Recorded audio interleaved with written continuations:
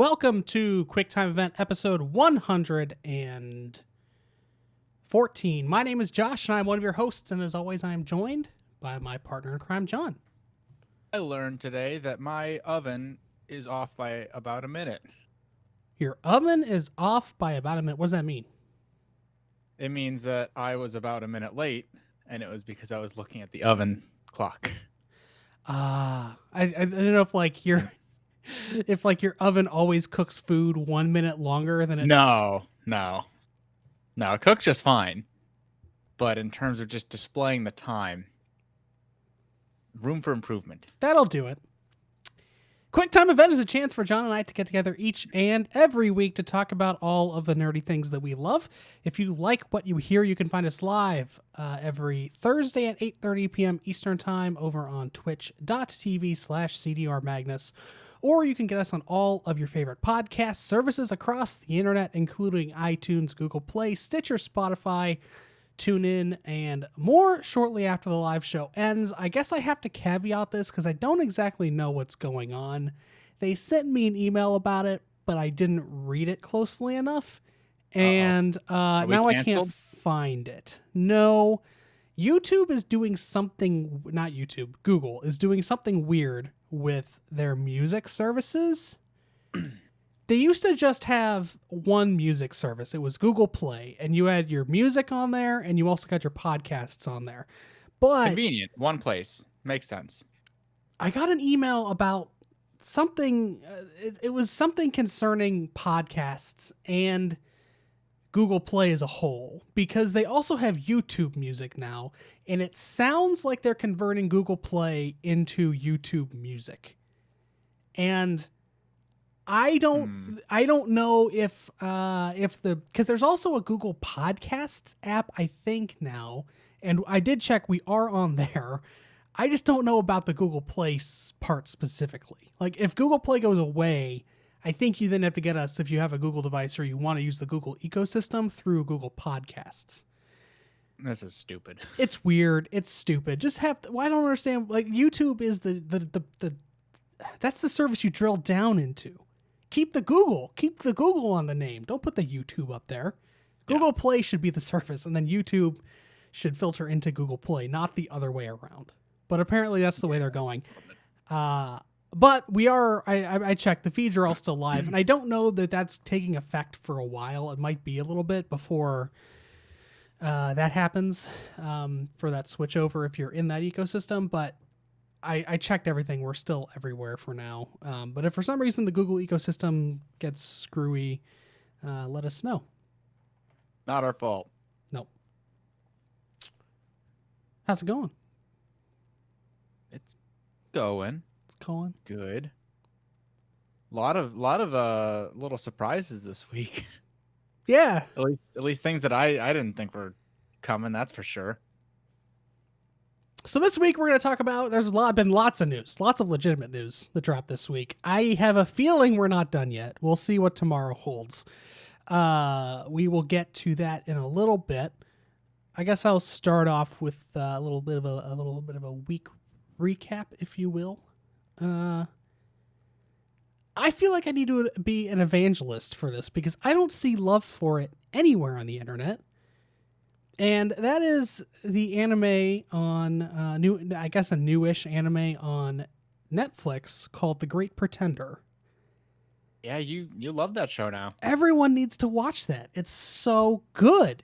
It's not done yet, so it's still airing in. I don't know how Netflix did this, because I think this is the first time I've seen Netflix like a simulcast almost. It's not a simulcast, but they dropped, I think, one part of the show a few months ago, like the first arc of the show they dropped a few months ago. Sure. And then a couple weeks ago they dropped parts 2 and 3 together. And part 4 is currently airing in Japan now. And when it wraps up, it sounds like we're going to get the end of that soon-ish. It should be. And then we'll get it before Japan. Possibly. I don't know. I don't know if there's going to be. It could just be a one season kind of thing, like Bebop was 2, I think. But it's a really, really great show. There's so much style in it. The the characters are great. The story is really interesting and very like there are a lot of twists and turns and intrigue that happens. It's just it's really really good. All right. I cannot recommend it enough, and I don't see love for it anywhere. I don't see like anybody in my group, which is my group. I don't see anybody, at least in the Persona community, tweeting about it. And there's usually a lot of crossover there with other anime. Don't see Sure, anything mentioned there. makes sense. Not seeing really anything of it on like Reddit or anywhere. But it's really legitimately great. And if you like anime, you should watch it because there's just so much style. It oozes style. Definitely watch it. So should I bump that up to be ahead of Agretzko? I would say no. I mean, Agretzko, you could theoretically watch Agretzko in a day if you wanted to. Yeah, well, okay. Normally I could, but with my self-imposed exercise rule, I would maybe die. I'm assuming that would be like 6 hours of just constant working out, which seems sure a little excessive. I am no marathon man. What do you do the rest of the day? What else are you doing that you don't watch? Like, do you watch any TV? I guess you watch like regular shows sometimes. Sometimes I'm at a lull right now. I don't really know what to watch. Anime. But like anime has always been the hey, it's time to get off your ass and move. I guess that's fair. Like that was my motivating factor. That's why I don't let myself just sit on the couch and binge. Well, there is one show I will, and that's Gintama, just because it feels right. I've just been saying. I feel like the main characters would be mad at me if I was being active while watching. All I'm saying is that you've been talking about watching Agretzko now for the last like 3 weeks, and it still hasn't happened, and there's 6 hours of content there. It's not very much. Okay, there's a reason, and that reason is, I guess I discovered this on Friday, so it's new news. Fate Unlimited Blade Works, the series that I was watching. Much to my surprise, had a season 2. So I am almost done with season 2. I would do Agretzko first, I think. Okay. Just because it's really, really short. Okay. But yeah, definitely watch that. Even if you don't like anime, it's one of those things that I feel like would transcend. Is it like Avatar, where like even if you don't like cartoons or anything like that? I would say I would probably put it more towards like Cowboy Bebop, honestly. Okay. Like there's a lot of parallels there with like themes and stuff with that shows particularly. But it's very like adult themed. It's not like Avatar or Studio Ghibli that's like it's a life lesson for anybody. Or like anybody can get into it. I guess that makes sense based on the idea behind the show. Yeah. I just feel like it's great. It's just I can't say enough good things about it. So definitely give that a shot. Look at Josh weebing out over here. Yeah. Game-wise, it's rare for you to be like, yo, anime, let's go. Yeah. Usually you're like, hey, video games, nice, let's go. Because I don't feel like so inclined with a lot of anime. Like I liked Full Metal Alchemist Brotherhood just fine. Enough that like I bought a couple figures of it. It's just like I don't want to like go out there and evangelize Full Metal Alchemist. I just have I have no desire to do that for some reason. Even though it was great too. Just something about this one is just worth it. So here's a question that I have, and I think I know the answer, but I'm just curious. For those who tune into the live show and see us, you know that Josh has many, many Funkos behind him. Do you ever plan on, if they released all those Funkos in like Nendoroid or like higher quality figure, would you upgrade all of them, some of them, or none of them? Of what I have up there? Yes. I would buy some Overwatch Nendroids, but probably nothing else. Okay. If I, I had was be, just thinking if I, because like there's full metal Funkos, hmm and you bought some figures I did. which are not the Funkos. You No, bought the more expensive yeah, figures. I bought Visa Hawkeye and Roy Mustang's Nendroids. Yeah. Which Mustang does have a Funko. Yeah, That's why I was the main asking. reason I didn't buy the Funko was because there wasn't a Riza That makes Funko. sense. For the same That reason makes why I did not buy the Legend of Korra Funkos, because I was they came out with the Avatar: The Last Airbender and the Korra Funkos at the same time. It was like earlier this year. I think we were in the first time I saw them was when we were in Canada, in Vancouver. So it was like January. They God, have all of the Avatar. what a nice memory. Yeah, Being in Canada, no pandemic, yeah. new Funko Pops coming out. You The, can go outside. right, right. There was they have all the Avatar ones, and I probably should have just bought those. But I really wanted the Korra Funkos, and they didn't have one of the main characters from Korra. They had Oh, that's a bummer. yeah, they had Korra, they had Mako, they had Asami, and there was one other person I can't remember who. It was a villain. It was fuck. What's his name? It was one of the villains. But Bolin wasn't in there. Bolin, one of the four main characters, was not a Funko that they made for some reason. I was like, well, Yeah, fuck no. If there's no Bolin, I'm not buying those. What the kind of fuck is broken. this? It is. It's really stupid. Shame on you, Funko. It was Amon. They put Amon, the villain Amon, in there, but no Bolin. You're gonna tell me that Amon deserves a Funko more than Bolin does? Amon, who had one season to Bolin's 4? No, I think not. No, All right. no. But Everybody no, at Funko on Twitter. yeah, like most of these Funkos I bought them because they're cheap things. Like I don't like Halo enough to buy like $180 worth of figures for Halo. Sure. I don't like Pokemon enough to buy like 6 Pokemon Nendroids or $60 each. Although I did just pre-order all of the evolutions. Well, not all of them, but the first 3. Yeah, They came out. There's as new Funkos Funkos coming. Yeah, they're coming soon. I saw them. I One of them pre-ordered those. looked a little. If I remember right, one of them looked a little not great. I mean, there are a bunch of them that don't look great. It's just more about like completing, not the set, because I don't care about completing the entire Funko set, but completing like my ideal thing, which is why I didn't buy the Roy Mustang Funko Pop. Yeah. Because like in my eyes, the 2 characters I wanted, I don't want to just get one of them. Doesn't make sense. That is a very. It's funny. They feed on knowing that nerds are gonna buy this stuff. And they also know that nerds have the mentality of completionist and getting full sets of things. Right. It was very hard. That's why I held out on getting Funkos for so long. It was very hard for me to be like, no, I need to disconnect this. I cannot get every Funko, even from just a show or series that I like. I need to limit it to like only characters that I like. Yeah, it's very rare that I buy a single character of anything. The only things that I have single characters for, I have Nathan Drake, because I think Nathan Drake was the only Funko that they made of Uncharted. Sure. I have Nathan Drake, and then I have...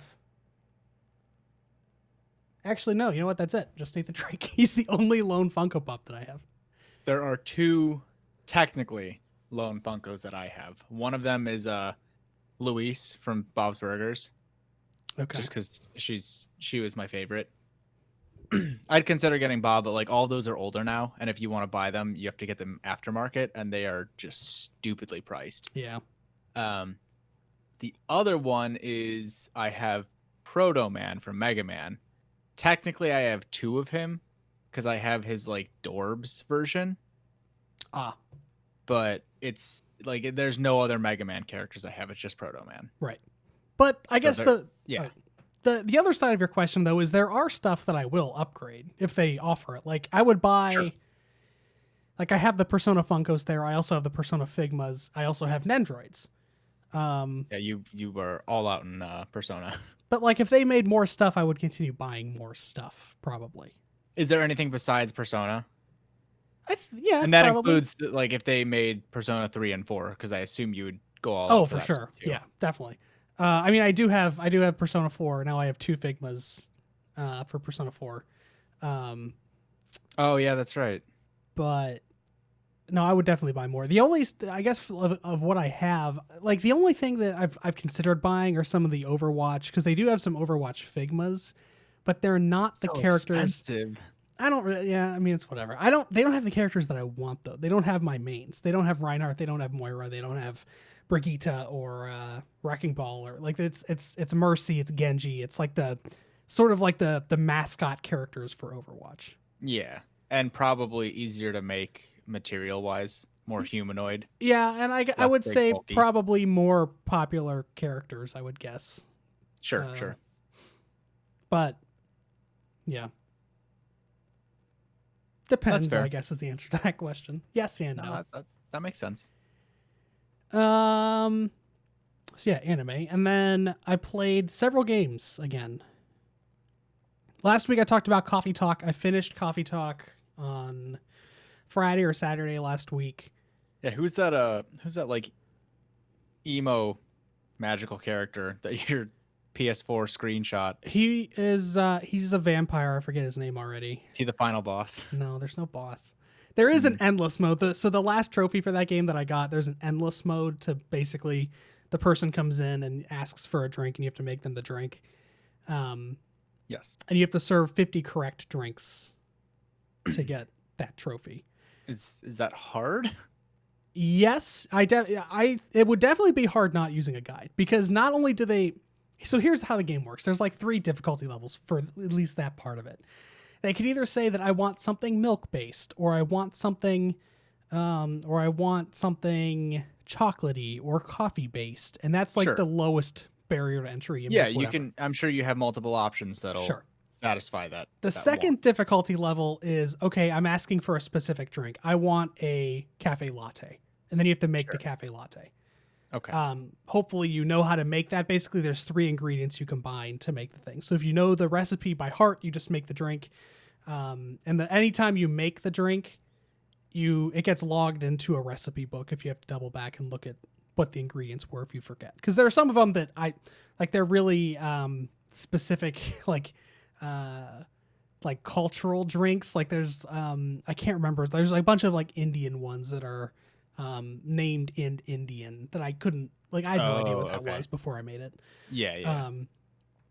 So that's like the middle difficulty level. The harder difficulty level is everything also has it has one of 4 stats, or a mixture, I guess, of 4 stats. Is it like the white girl Starbucks order where it's no, it's caramel macchiato, double espresso shots, no, no whipped cream but make it foamy. no, Blah blah blah. it's bitter, sweet, cold, and hot, and a drink can be any mixture of those 4 things. And so someone might come in and say, "Okay, I want something bitter and sweet, but less hot or less warm or whatever." And you just have to know what drink that is. You can, well, when you mix the ingredients, you can kind of see the stats move around, but you have to play with it every single time. Okay. So if I was following a guide that told me this is the drink that has these stats, and you just make it.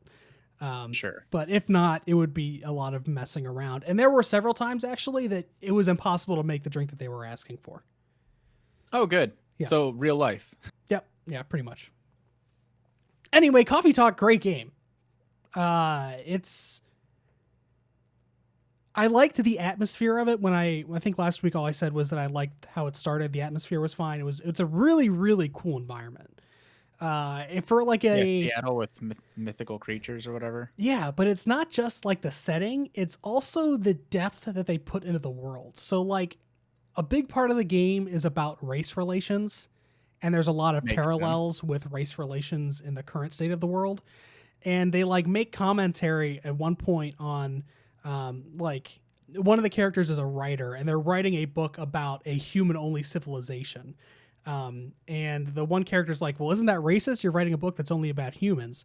And the writer responds, "No, it's actually that it doesn't have anything to do with that. It's there's actually another layer to it where humans are still dicks to each other because they narrow down like they narrow down their differences into these like really small camps that it doesn't matter. Like they're all the same race, but like they really So focus on these tiny. Yeah. So the guy's writing about the real world. Yes. Yeah. And All right. it's like the way that they created that conflict and like the world building they were able to pull off in the 3 hours maybe it takes to beat the game is really incredible. I really would love to see more from this universe, like a full, like honestly, a television show would be great, like an HBO style television show.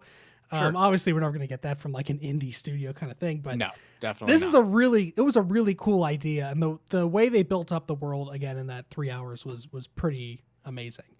I might look into this game. It sounds interesting. Yeah, it's definitely really interesting. The characters are all memorable. I can't remember their names, unfortunately, but like the problems that they bring in and the way If that you saw them, you'd be like, "Oh, hey, that guy. Yeah. I know you. Hey, how's that thing going?" The way that their lives all intersect and like it's really really cool. Definitely recommend it, especially if you like visual novels. If you like more like narrative like passive experiences, this is definitely a game to get, because there's no decision making. It's all you're doing is making the drink. Like they ask for a drink and you provide them the drink. The narrator has their own personality. They're like the character you play as, they don't have a name. It's just the barista has a personality. Choose how you respond. No. Okay. Yeah. And it's, I like it a lot. It definitely gives off, it's very polished. There are some like little errors that I caught that were like, they didn't have the right grammar. And I think it's because it was a foreign studio and was probably localized. Okay. And there was just some tiny errors that got missed in the localization process. But in a way that made it even more with charming. the highest budget thing. So Yes. Yeah. In a way that made it more charming. So Coffee Talk, definitely recommend. One of the best indie games I've played from a narrative and world building standpoint. Definitely something that's going to kind of be in the back of my head for a long time, I think. Neat. Then I also started Spiritfarer, and Spiritfarer is a game that I definitely think you should play because based on your one tweet about it, I will readily agree. It is itching the itch that like a game scratching an itch. You can itch an itch too, I guess, but that's weird. It is scratching the Stardew Valley itch perfectly. It has a day-night cycle, which helps a lot. But it always feels like you have one thing left to accomplish. And it's like, okay, I can accomplish this one last thing, and then I'll just put it down for the day and go do something else. But when you are on your way to do that one last thing, like three more things pop up, and it's like, okay, and now I know what my next day is going to look like. I should just go and do that one next day. Yeah. It's perfectly Stardew Valley in that way. It is pretty, I don't even want to say it's really basic. It's really, the gameplay is basic in that there's not really that much you do. There's like some farming aspects, you like craft, there's a lot of just crafting. And then like the characters that you bring onto the ship are all interesting. They're all connected to you seemingly in some way, and you don't really find out how they're connected to you until you like help them out with their issues that they're having. But it's very, very pretty. Sound design is great from a score. It's very like Ghibli. It feels like, not the art style. The art style is more Western, but the soundtrack and like the environment, I guess, of the game feels very Ghibli-esque, like whimsical and just positive, I guess, and like hopeful, I guess, is really not positive, hopeful. Like everything feels very hopeful. Now, trophies aside, Mm-hmm. if trophies weren't a thing, would you have, because you got it on PS4, right? Yes. If trophies weren't a thing, would you still have gotten it for PS4, or would you look into Switch? No, I love honestly Stardew Valley on Switch. would have probably gotten it on PC. Oh, okay. Just because of the way the inventory is. It's not that it doesn't play well on a controller. It would just be a lot easier to navigate with a mouse and keyboard. That makes sense. Yeah, if I wasn't worried about getting the platinum trophy, I would probably have bought it on PC. It would be nice to have it on Switch to play like in bed or something.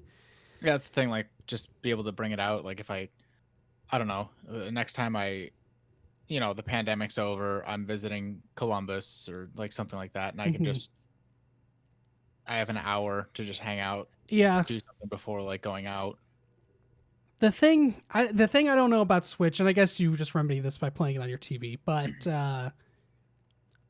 I think it would be really hard to play in handheld mode from a size perspective. The Okay. screen gets very crowded, and I Okay. don't know what that would look like on a small screen.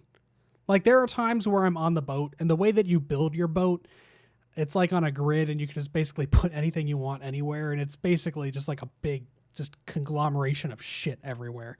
Yeah, And and like, I assume you pretty much have to build up, right? yes, yeah, it looks You like can't you can't expand a boat while you're sailing. no. The boat very much reminds me of like a tanker, like you see like out on a like carrying those big train cars, basically, or those Yeah, yeah, big yeah. shipping containers. It very Yeah. much reminds me of that, where it's like a big long flat boat and then just like a big rectangle in the middle of it, basically.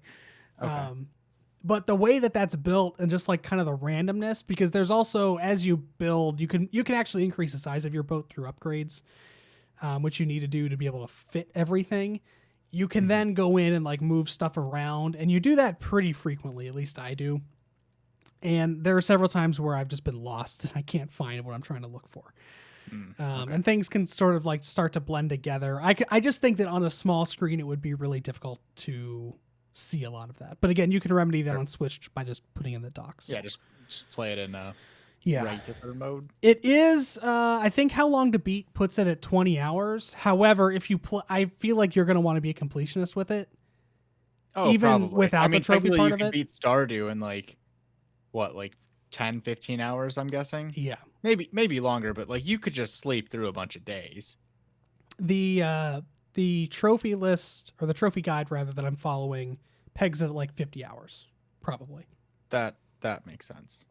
I put at least, I would say I put probably between 12 to 15 hours in so far, and I'm still addicted to it. Like I can't put it Yeah. down. Time just flies by. I've been on vacation this whole week, and there have been a couple Oh days yeah. where I started playing it at like 1 p.m. and I looked up and it was 5. And I was like, what the fuck? Where do those 4 hours go? But it's definitely worth it. Can't recommend that game enough as well. All right, I'll look into it then. Last thing I did was I finished Marvel's Avengers today. You did it. I You did got it. it.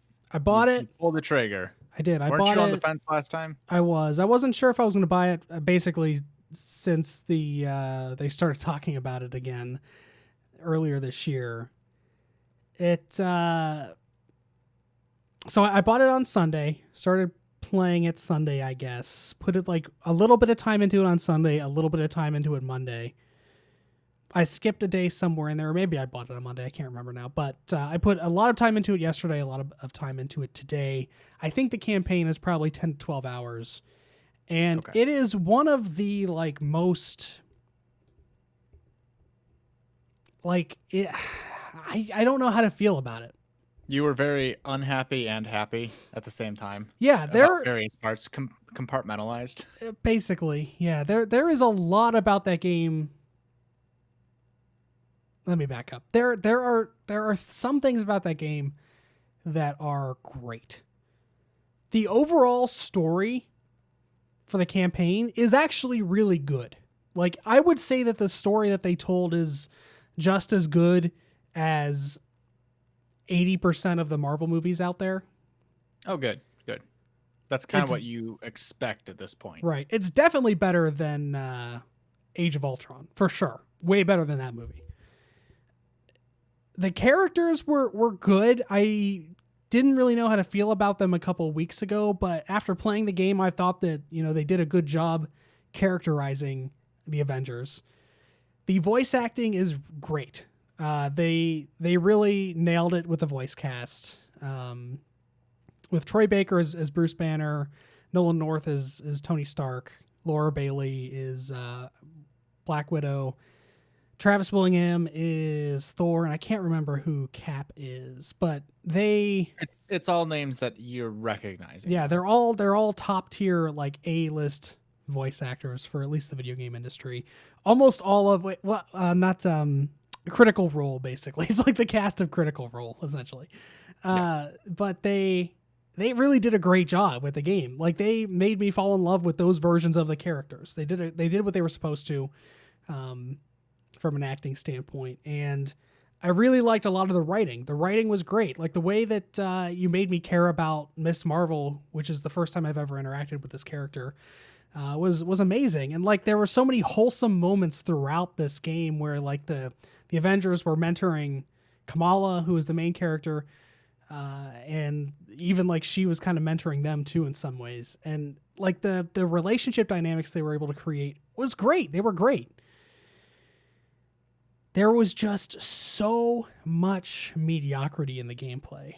And I think some of it is just the sheer number of characters they were trying to do. Like, having the 5 main Avengers and then adding in Miss Marvel on top of it, there's just a lot you have to work into that. And they all play differently because they all have different power sets.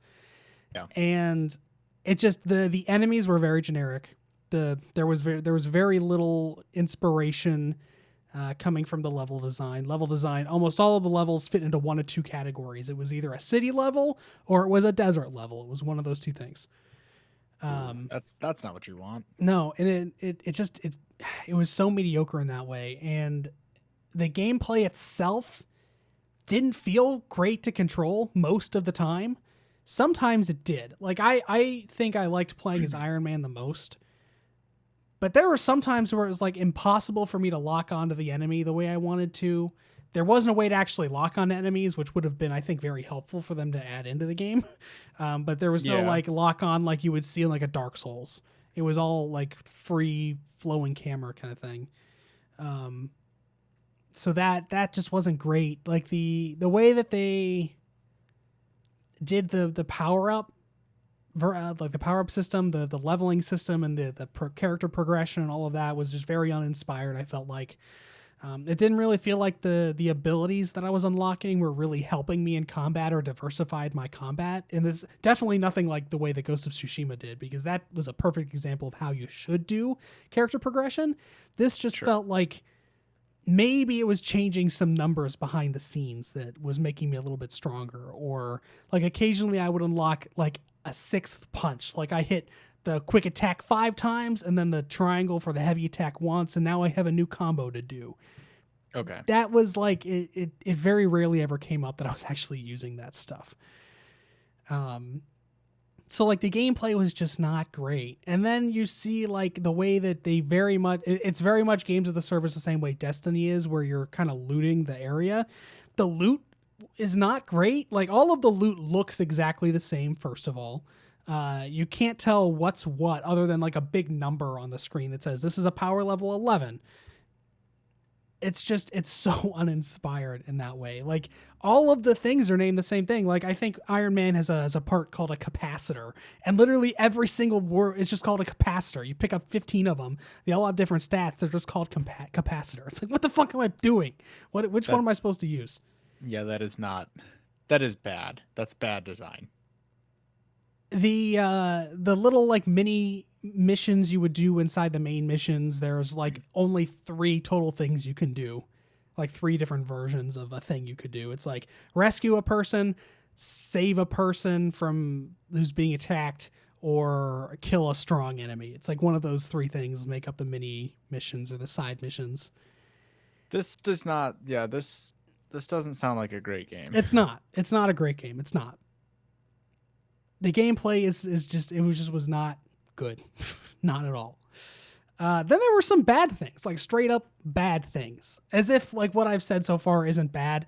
I was gonna say, I thought we were on the bad things. I would say this does not bode well. I would say those things are mediocre. Like, it just doesn't feel great. It doesn't feel bad. It at no time felt like a bad game to play. It didn't feel good. It was uninspired. It doesn't feel like Marvel's Spider-Man. It doesn't feel like Dark Souls. It doesn't feel like Batman Arkham Asylum. It doesn't feel like any of the games you would associate with like third person melee combat kind of games in the year 2020. Sure. It doesn't feel like any of that. It feels like a lesser product.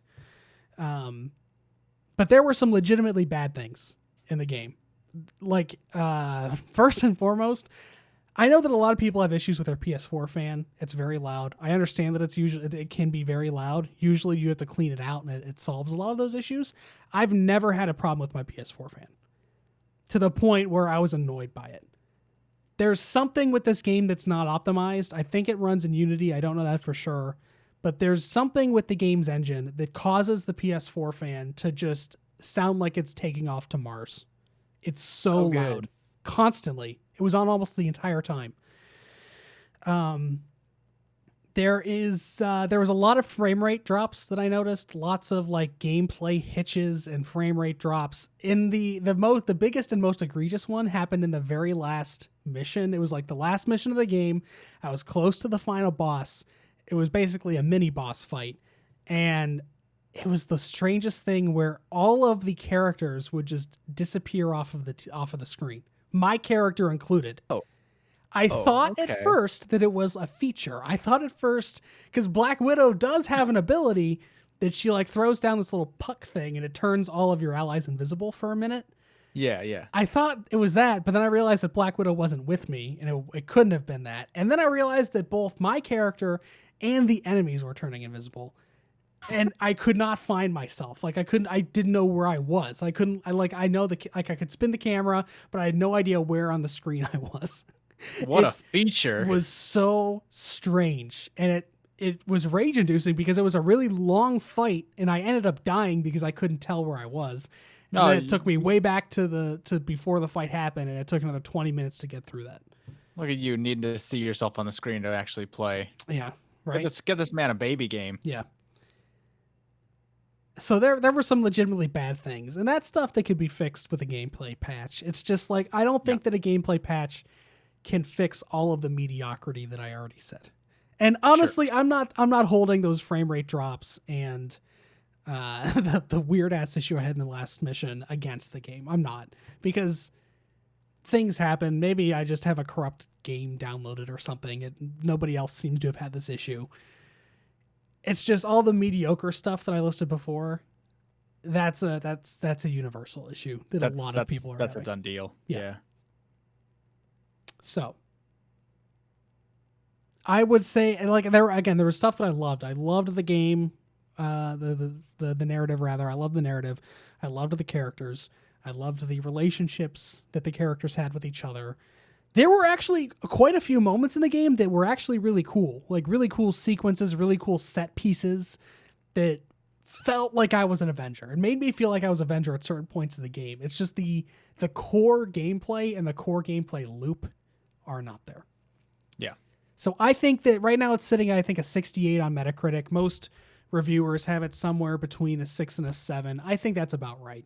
I could see it going 1 or 2 points lower, like into the 4 to 5 range too, especially if you had a lot of frame rate issues or frame rate drops or whatever the hell I had happened in the last mission. I would not trust anybody that puts the game above an 8. I think an 8 is the absolute ceiling that the game deserves. And that's only for people that love looter games, which those people exist. So they aren't us. That was my experience with Avengers. Definitely disappointing, but we'll move on. Onward and upward. You are forgetting one thing, because I know about this because I was involved. Fall Guys? We hit level 40. We did. did it. We can put that game down. Finished Fall Guys, finally. It's done. I also finished off the trophies. Catch it extra life. I also finished off the trophies for getting all legendary gear and unlocking 50 things from the store. So yeah, I need to see. I forgot to go on and get that legendary thing. Yeah. I'll go on. Worst case scenario, I miss it. I'll just get it next time. Whatever. Yeah. The only 2 trophies I have left are Infallible, which is win 5 episodes in a row, and win an episode while in a party of 3 or more.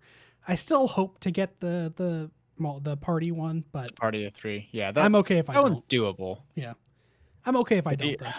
infallible. That's just cruel. And I'm not even gonna like give it the time of day. Like that's a bullshit trophy. I know that some people have it because people have the platinum trophy, but it's not something I'm willing to invest hours of my life into. So Sure. I talked for a long time. What have you been playing? That's the thing. I'm in this weird lull that you sometimes find yourself in. Where like I don't want to start anything because there's so much good stuff coming out real soon.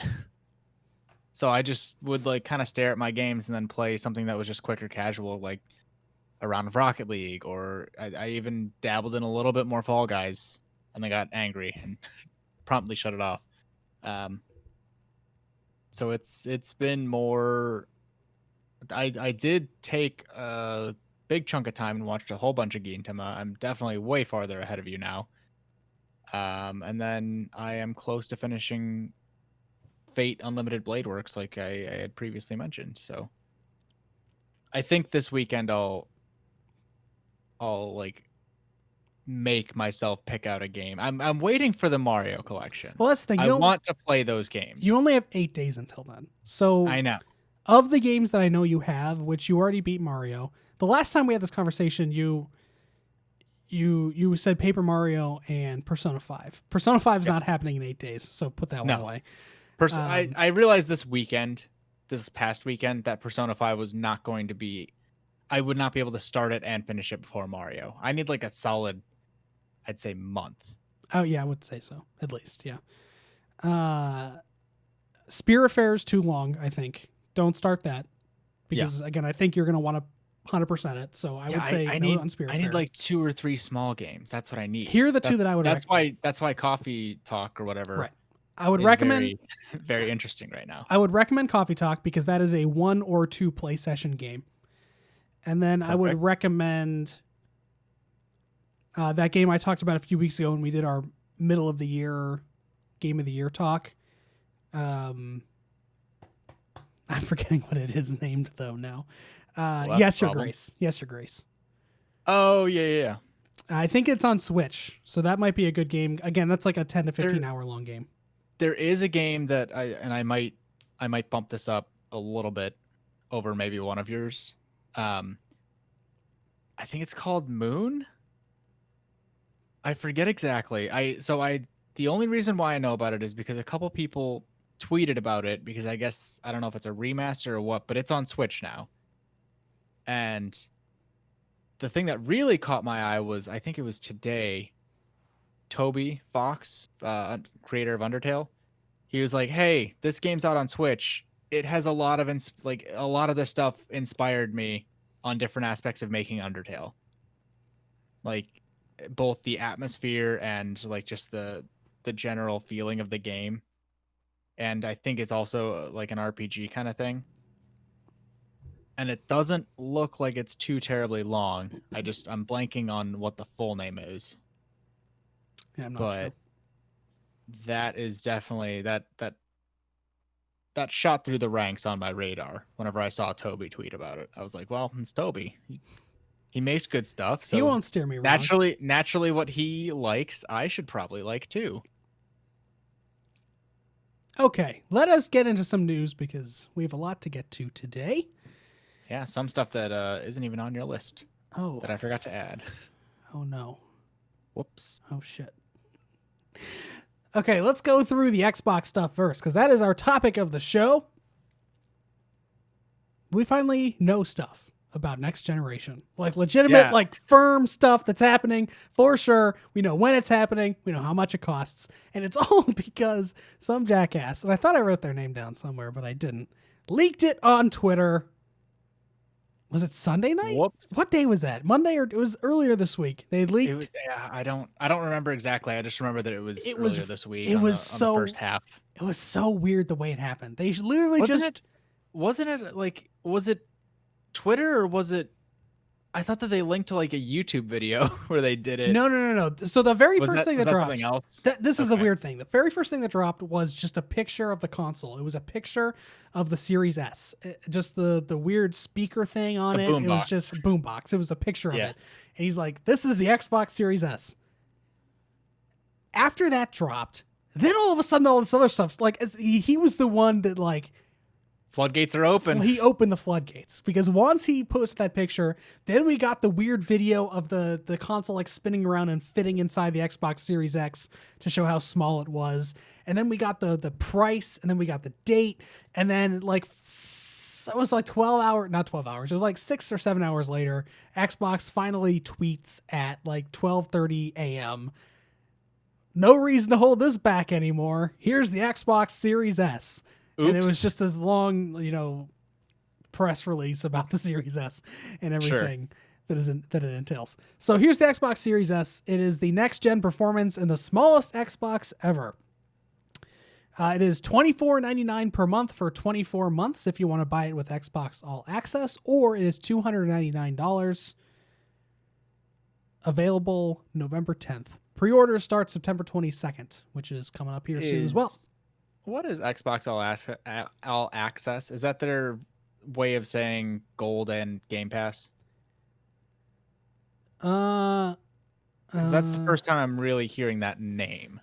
I think they named it the same thing when the Xbox One X came out, because they had this similar thing, and I think that it includes the console, and I think you're right, it includes Game Pass Ultimate, which is Gold plus Game Pass. Right, which I think in itself is $15 a month. So really, you're paying $10 extra a month for 2 years to own the console, I guess. Sure. It looks like at the end of that 24-month period, you would pay $600.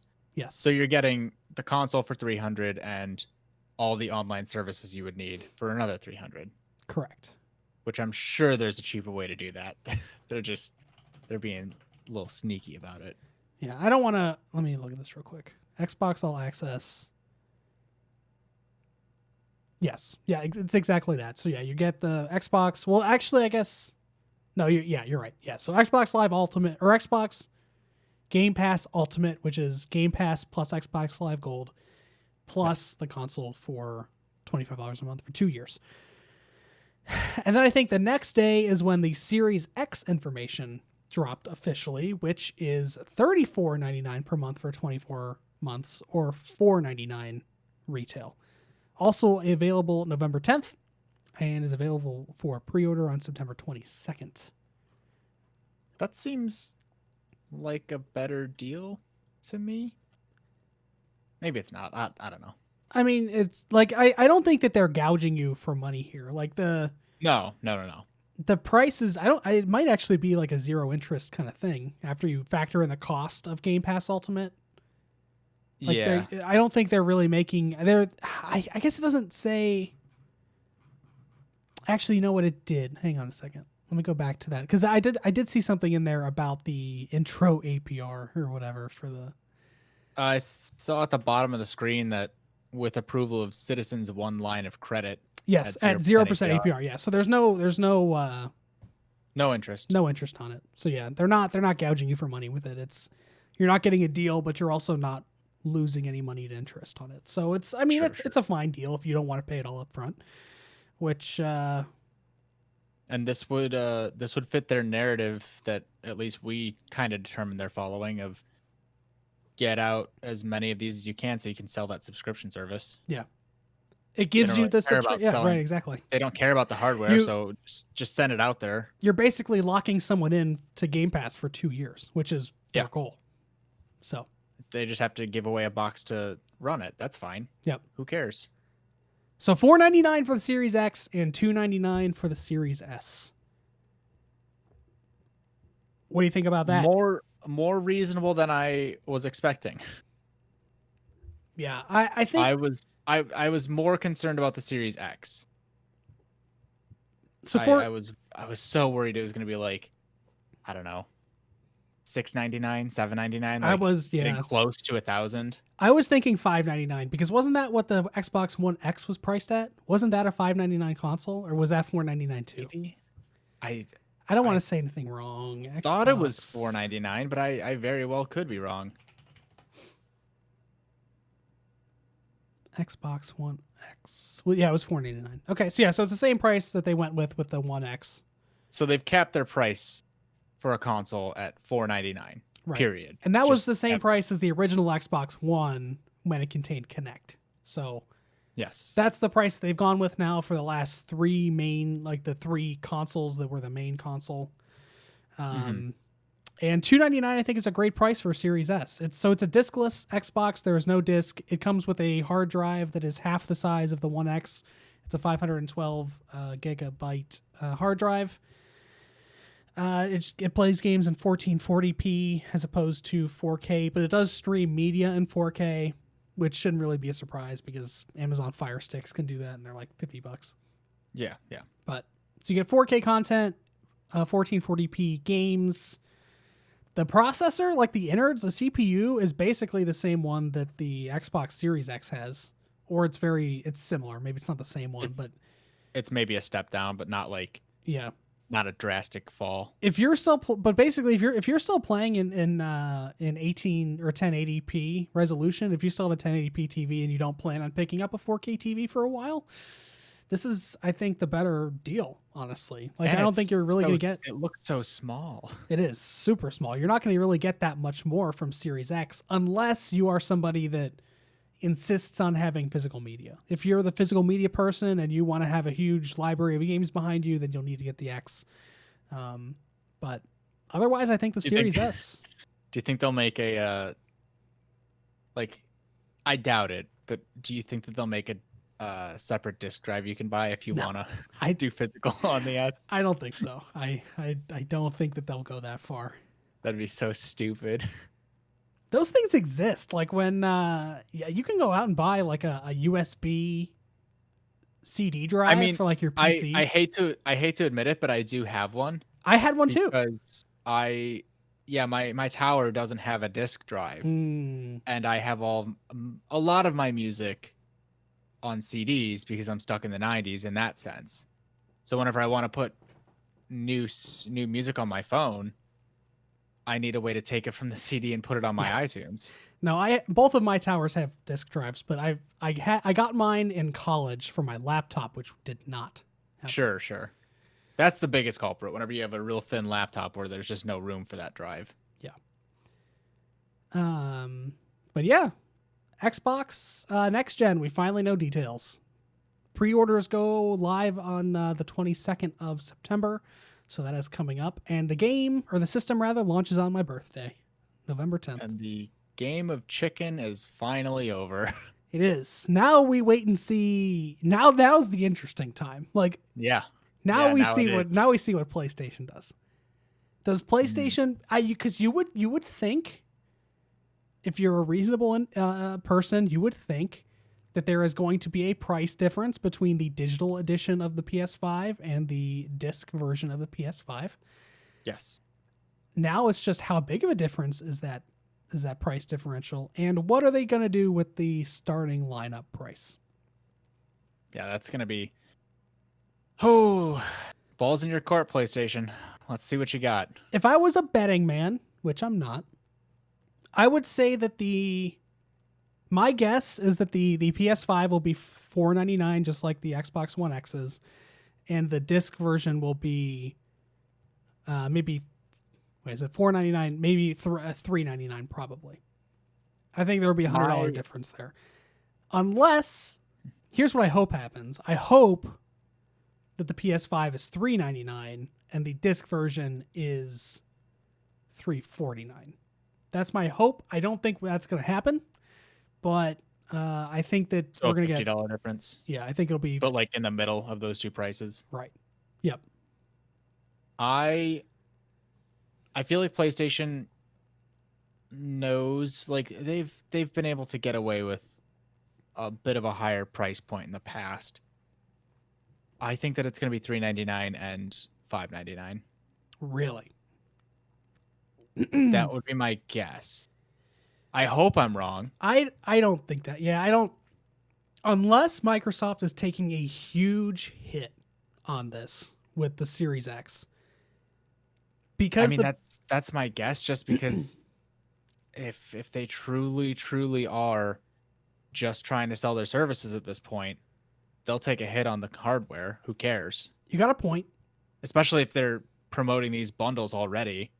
I just don't think that I don't think I don't think that PlayStation can come out and charge more for their console when it has, at least from a processing standpoint, not necessarily a power standpoint, but from a processing standpoint, which one could argue those are the same thing, less power than the Series X.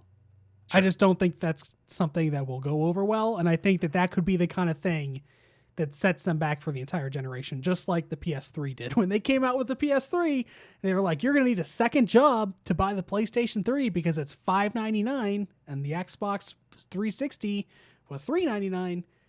That went over very poorly, and it took them the better part of 5 years to catch back up to Xbox by the middle to the end of the generation. It feels like all these gaming companies are destined to repeat their mistakes from like 2 generations ago. I hope not. I hope not as well, just for accessibility. But yeah, we'll see. Maybe tomorrow. Perhaps. I'm in court at this point. There's no reason not to come out with this news. Yeah, my money again is $4.99 and $3.99, but I hope it's $3.99 and $3.49. If it's a $50 difference, which one are you getting? I'm probably going to get the full PS5 either way. I don't know for sure. I guess until I see the price, I'm not committing. But I'm sure. Right now, I'm guessing I'm going to get the disc version either way. So if it's 100 or less, you'll get the full version. If it's 200, like the difference between these the Series S and the Series X, what do you do then? Then I would get the cheaper one because the innards are exactly the same. It's literally just the physical media player, and I don't have that enough anyway. Because at $200, I could buy 2 PS5s without disc drives, and it would cost, only $100 or $200 more than buying one PS5 with a disc drive. Sure. Makes sense. So we will see. We will see what PlayStation decides to do. But it is nice to finally have some answers. Yeah. Even if it comes in a very weird way. Yeah, last Microsoft piece of news is a huge one for Game Pass, which is that EA Play is now bundled with Xbox Game Pass. They're really trying to get as many people into their service as possible. Yeah. So this article comes from Xbox news.xbox.com, which is the official Xbox feed. Today, we're excited to announce the next step in this parentheses Game Pass journey. We are teaming up with Electronic Arts to provide Xbox Game Pass Ultimate and PC members with an EA Play membership at no additional cost starting this holiday. This means Ultimate members can enjoy EA Play on Xbox One, Xbox Series X and S, and Windows 10 PCs, and Xbox Game Pass for PC members get EA Play on Windows 10. Formerly known as EA Access and Origin Access, EA Play will bring the best of EA to Game Pass, including more than 60 of EA's biggest and best console and PC games like FIFA 20, Titanfall 2, and Need for Speed Heat, as well as titles from some of EA's other popular franchises like Battlefield, Mass Effect, Skate, and The Sims. It also gets you access to a bunch of exclusive content, betas, demos, that kind of thing. Sweeten the deal as much as you can. Yep. So EA Access was actually the original Game Pass. EA Access came out before Game Pass, and it was only available on Xbox, I think, at the time. It wasn't available on PlayStation at all. But now you get all of EA's games, and all of these come day one, too, just like on Game Pass, where you essentially now any EA game that comes out, any Microsoft game that comes out, you're getting it day one for free, as long as you have Game Pass. I could see a lot of people who enjoy the FIFA series being very excited about that. FIFA, Madden, especially. Yeah, any of the sports games. Battlefield. Where you're buying a new one every year for $60. You might as well just pony up the money and get the subscription. If you buy both, isn't that the same price at that point? Yeah. And EA, I mean, EA has a wide variety of content. Like, okay, you have all the sports games aside from the basketball. I think is more popular on 2K's game, but Yes. you have the sports fans, the two biggest ones with football and American football. Then you have Star Wars fans. You have Battlefield fans. You have racing fans. You have the Sims. Like, these are all very niche, not niche sectors. These are all communities of people that you can now tap into. And that is on top of all the stuff that Microsoft is already offering through Game Pass Ultimate. So this is really interesting. I think the only one, it would be interesting to see if they go out and do this with Ubisoft too, because Ubisoft also has a similar service. I dislike them all for making me make multiple accounts. Yeah, but if they offer Ubisoft service, I mean, yeah, and EA service and Xbox all on one thing for no additional cost, fuck. That's the games industry right there. You take out, I guess, PlayStation and then the some of the PlayStation, Nintendo, and indie developers, basically. The only other two major publishers that wouldn't be a part of that are Bethesda and Square Enix, which, if the rumors are true about Bethesda at least, both of those are Sony aligned anyway. So, yeah incredible. Game Pass just keeps getting better. Like, of all, Lando Calrissian, this deal is getting worse all the time. Game Pass is the opposite of Lando Calrissian's issue on Bespin. This deal is getting better all the time. Yeah. I'm a little worried. And I don't think I should be, but like I'm seeing parallels with this to how just like Netflix and streaming services started. Where like everything went to Netflix. And then Hulu was like, no, let's do our own thing. And now just everybody's trying to make their own streaming service work. And I think we're going to avoid that because EA and Ubisoft already had their own things. But I do worry that like in, I don't know, 3 years, everyone's going to be like, wait, why are we bundling this? I think Let's make it separate services. I think we are now at the point with the games industry. I think we are now aligned between the streaming industry for video or for TV and movies and now games. Because you're right. At the beginning, there was Netflix, there was Hulu, there was individual ones like HBO Now and Crunchyroll and Amazon Prime. They were all their own kind of thing. Yes. Same thing with Game Pass, same thing with Ubisoft's thing, same thing with EA Access.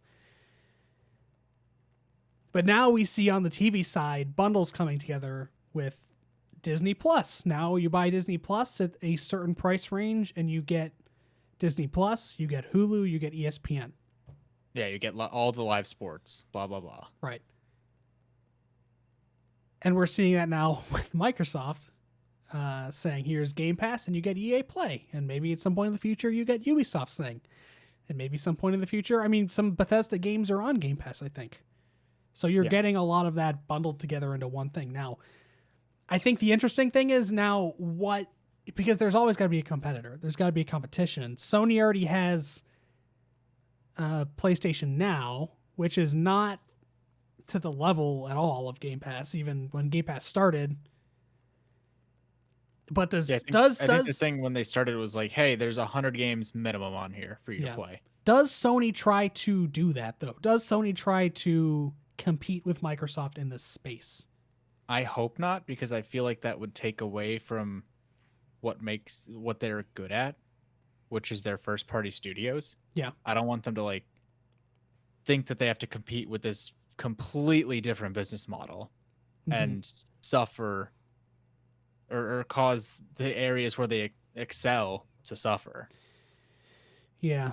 I don't know what the next step looks like. Does take PlayStation out of it. Does Steam try to do something? Does Steam be like, hey, Steam Pass, you get all these games for Steam. I hate it because I could see that being the name. You pay us $15 a month and you can play anything that's on Steam. Hey, guess what? EA just put all its games on Steam. EA actually put EA Access on Steam, so you can get all the games on Steam with Steam Pass. I could definitely see it happening for PC, especially with Steam. Yeah. And at least for PC players, Epic especially after all Pass. the goddamn belly aching that does Epic do something? But Yeah, Epic Pass. after all of the belly aching from Steam ecosystem users with Epic Game Store launched last year, I think that Steam Pass would be a lot more popular than Xbox Game Pass Ultimate on PC. Probably, yeah.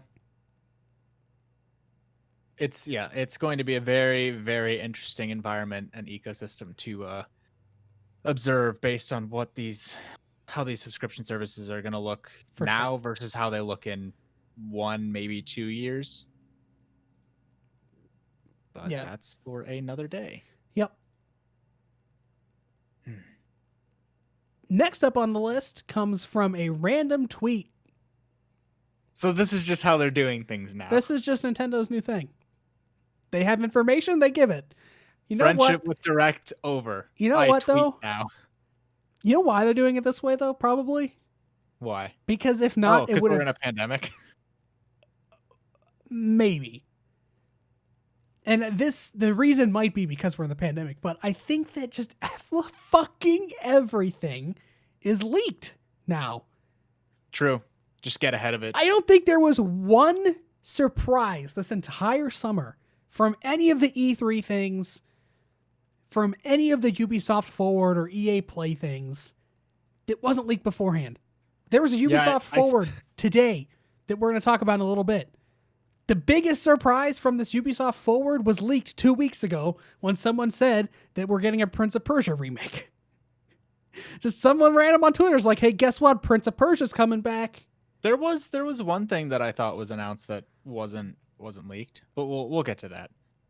It is funny you say that because I did see some tweets that were like, this aged well, and it was somebody tweeting in probably February, maybe January, and it was like, hey, here's what you can expect for Mario for 2020, and it was literally everything that's come out or been announced. It was like new Paper Mario, Mario Maker 2 maybe if that hadn't come out yet.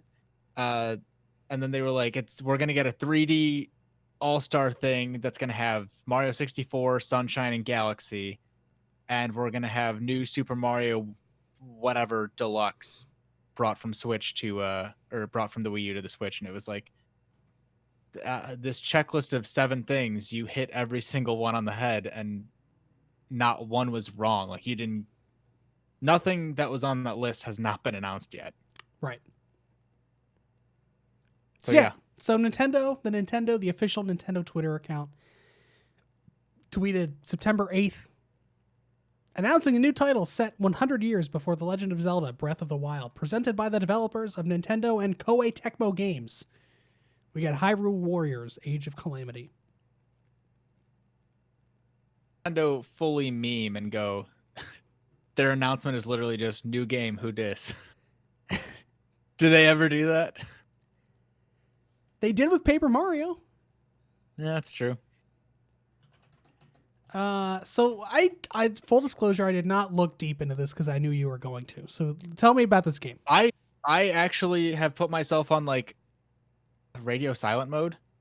I want to go into this game knowing as little as I can. Because if we're getting stuff spoiled, I don't want this game to somehow end up getting spoiled.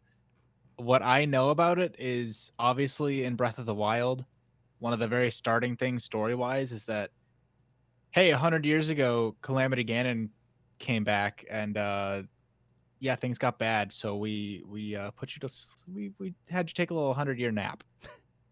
So I guess this game is just everything leading up to it in a Hyrule Warriors, Dynasty Warriors style. Yes.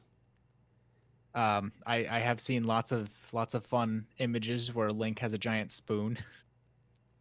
So that's gonna be fun, I guess. But Okay. otherwise, yeah, I've avoided this like the plague, like Corona, like the COVID virus. Yeah. So it is a full title. It is not a DLC. It's a full game. Yes. It's $59.99, releasing on November 20th, 2020. So not too far away. No. All things considered. I'm really enjoying Nintendo's new seemingly strategy of announcing a game and then having it come out within 2 months. Yeah. So now I like that. so let's look at Nintendo's fall now. We got Mario.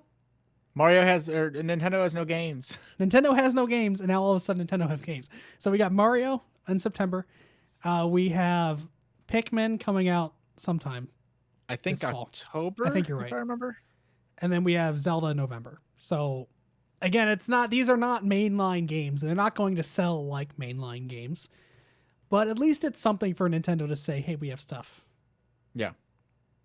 And it looked like, so there were some interesting things that came out, especially recently with like everything about Mario, and especially with that piece of shit limited release of the 3D All-Star thing. It looks like Nintendo is 5 months behind due to the pandemic, which people, so I forget exactly what it was, but there was something in like a Nintendo rewards like mission or something that you could do where it said you could complete it in like April, even though it just came out or was just released. And it was linked to Super Mario, or the Super Mario like collection, which people did some like critical thinking, and they put two and two together, and they were like, hey, if Mario 3D All-Stars was, if we're 5 months behind, then this should have been announced and probably come out in April, which would mean that this limited release would be for a full year, not 6 months. That makes sense, and that lines up with when the leak happened. The leak happened in February, I think. It was before we were in quarantine, so if the leak happened in February, the game was supposed to come out in April, which is on the 2-month time frame that they seem to be dropping games now. That lines up. And then, yeah, you're right. You get a full year. So it seems like Nintendo is just pushed back by 5 months due to the pandemic. It's just weird that we have like an exact number. Yeah. I didn't want to do this, but we're talking about it. So let's go back to something just one more wrinkle I want to throw into the discussion we had last week about the Mario 3D All-Stars collection. Sure. Which I think is at least I saw somebody tweet earlier that on Amazon at least like pre-orders are out of stock at this point. So it seems like if you didn't pre-order the physical copy at this point, you might be out of luck for physical. I don't 100% know that. I don't know if I care because I really think I might go for digital on this. Yeah, it is currently unavailable. I don't know if it's available at like Target for pre-order or Best Buy, but if it's out on Amazon, I'm assuming that it's not. That would be my guess too. Anyway, two things I want to throw out there. So when they released the Super Mario, the original Super Mario All-Stars game, that was the all of them 1, the Lost Levels, 2, 3, and World. Right, they did that for the 25th anniversary of Mario, and that was also a limited release game. I did not know that. I didn't either. So they could just be doing that again. Maybe all of the things we talked about last week might not be true. They might just be saying, okay, this is we do truly just want an exclusive thing, and we have precedent because we've done this before. So if you don't get it, you're out of luck. Again, we don't know. We'll find out. The other thing I did want to throw out there, though, which I did not know last week, is that Mario 35 game, the Tetris 99 Mario game. Yes. That is also on a time scale. On a limited release, yeah. To the March 31st of 2021. So after March 31st, 2021, you can no longer play Mario 35 either. They're just taking that away. Real weird. What the fuck is the point of that? It's a game. Like that one, because it's on the Nintendo or the NES app thing, that's not even one you can own. They're just taking it out. They're going to take it out of the NES app thing. I guess maybe they'll make room for Zelda 35, where it's the same concept but with Zelda. But like, why would you why would you take that away? I don't know. You can't answer that question. No one can answer that question except for the the suits that sit in the board meeting over in Kyoto. But I just wanted to throw those two things out there because I did not know the thing about the Super Mario 35 until I read something today about it. Yeah, I read And- it. I read something about that, but it was after our last podcast, but before today, sometime in the last week. Yeah, and I did not realize that Super Mario All-Stars was exclusive. Was not like A limited run edition. release. Exactly. Yeah. Right. Which are both, pertinent things when we're talking about news. Yes. Okay. So before we move on to Ubisoft, what were the other things that were not on here that you wanted to talk about? One of them was Ubisoft related, and I just don't see it listed here, so I'll wait for that. But the other one is something that's more near and dear to my heart. I think it was just a tease, but there was some kind of update about Chapter 2 for Deltarune. Yes. I was going to bring that up when you were talking about Toby Fox earlier. That's what prompted me to discuss this. I am looking forward to it. That is all I want to say. So new Deltarune Chapter 2 screenshots were revealed. It's in Famitsu. That's what it is. Undertale. Yeah. They have a spread in Famitsu this week or this month or whatever it is. I don't know how often Famitsu is published because that's a physical magazine that's published in Japan. But new Deltarune information. When did Deltarune Very launch? excited. I remember that you played it when I was still living in Grandview, which was over 2 years ago now. That's the problem. Because they released Chapter 1 like free to play. It was October 31st, 2018. So almost 2 years ago. And it was a lot of fun. It was very similar to Undertale, but the combat was very different. It went from Did you play Undertale? You did, right? It went from that like almost top down style to more of a, I think Final Fantasy would be the best describer, where it's Like one side turn-based versus the other. content or Yeah. turn-based combat rather. Yeah. And just the positioning of the characters. Like in the first one, you were at the bottom of the screen, the enemies were at the top. Now you're on the left with your party, and the enemies are all on the right. Has he said how many chapters there are going to be? No. Great. But like at least this is confirmation that this is still a priority and he's still working on it. Sure. I have no idea. I'm sure it's out there. I'm sure there's plenty of interviews, but I have no idea how long from like the very start of development to the release of Undertale. That period of time, who knows? Right. And yeah. Because I don't think it's just him at this point working on it, but like it is mostly just him as far as I know. It's kind of weird how some developers, it makes more sense for him to do as an indie studio.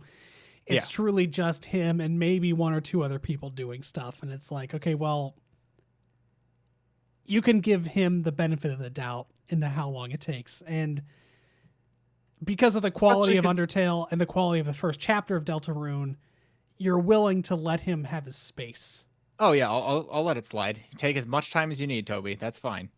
But especially because like he was also he wrote, I think, one of the songs for was it Sword and Shield? It was one of the Pokemon games. Yeah. But they had him do at least one of the like main themes for it. I think he wrote the battle theme. I think that might be it. Regardless, he was doing stuff that was like very public and just in view and easily accessible to find. So it's not like I've just been waiting for him for 2 years to come out with something. Like I can clearly, if as a consumer, I can see that his time is being spent on other worthwhile projects. I just can't remember what song it was. You should be able to hear this on the stream, hopefully. Is this gonna copyright us? No. Wait. All right, this is a MIDI version. What the hell? What is it? Okay, Is it I the don't know. battle theme or? I don't know. This was like a remix. I don't know what that is. It was like MIDI music, but yeah, it's one of the battle themes he did. Sure. Um, But like my point is he was doing other things Yes. for big, like large scale, well-known projects. And if his studio is just him and like maybe a couple friends, I am more than willing to give him as much time as he needs to get this done and done in a way that he's happy with. I was browsing YouTube today and I saw a Oh no. I saw a thumbnail in the title of a video. It was everything we know about Final Fantasy Remake Chapter 2. It was like a 30-minute video. It was a really long video. Did you watch the whole thing or No, did you just I skimmed right past it because we know zero about the game. There have been no official press releases, no developer interviews, unless it was in some obscure Japanese magazine that is even more obscure than Famitsu. This information has been nowhere. But there was a 30-minute long video on YouTube where some asshat was probably listing off stuff that was unconfirmed and that he heard from his uncle that works at Square Enix about the game. Yeah. Oh yeah, for sure. He's the leaker. All right, let's go to Ubisoft. Ubisoft Forward was this afternoon. Ubisoft's second Forward for this year. The first one was around E3 time. I can't remember if it was late June, early July. But Ubisoft said that there would be more Forwards coming, and we got a new one. It's kind of funny now that I really feel like COVID, for better or worse, really just forced the games industry to accelerate their move to virtual presentations. Yeah. Like, And I'd argue, hopefully, I think more transparency. I would, by virtue of being able to come out with these on a faster time. yeah. But like, obviously, there could not be a real E3 this year because of COVID. And it really just seems like everybody was like chomping at the bit to just get this over with and do it this way. Because we now have Ubisoft Forwards, we have EA Plays, we have PlayStation State of Plays, we have Xbox, whatever their Xbox One is called.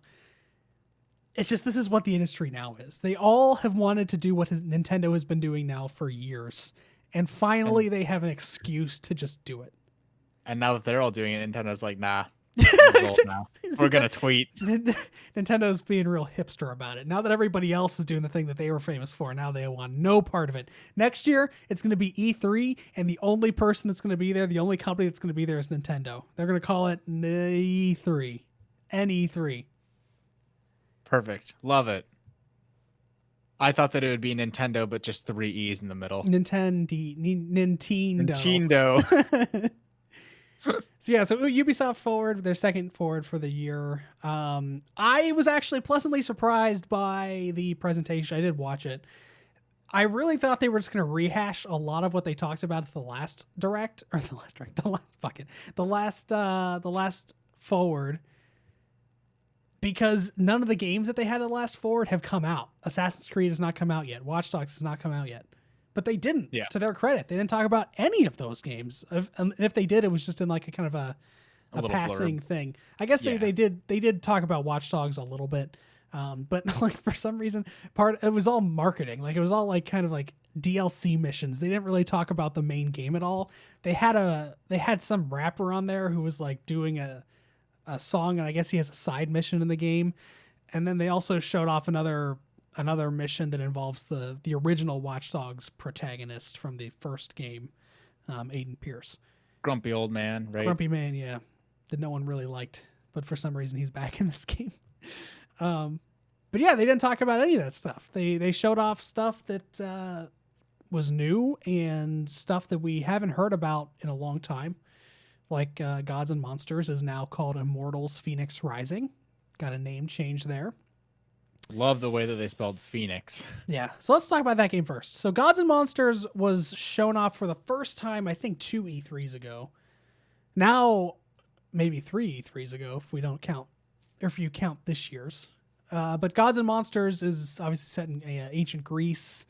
Greek mythology takes place, is the setting of the game rather.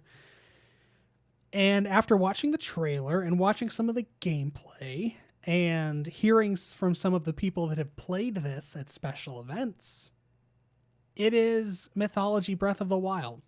It is just straight up Breath of the Wild, but set in a mythological setting. It's unabashedly Breath of the Wild. Have you watched the trailer or any of the gameplay? The gameplay is really what you want to look at. The trailer is a cinematic trailer, so that doesn't look as Breath of the Wildy. But if you watch the gameplay, it is Breath of the Wild. The map looks like it's on a giant island, and there's a big volcano in the middle of it. There is like there are straight up like shrines and like puzzle things that you go into, like the way that you interact with the world, the way that you fight with monsters. It basically. Do your weapons break? No, it just looks like even the way that it's cell shaded. It just all looks like Breath of the Wild. Oh yeah, graphically, visually from these screenshots, yeah, 100%. Maybe a bit brighter of a color palette, but yeah, no, for sure.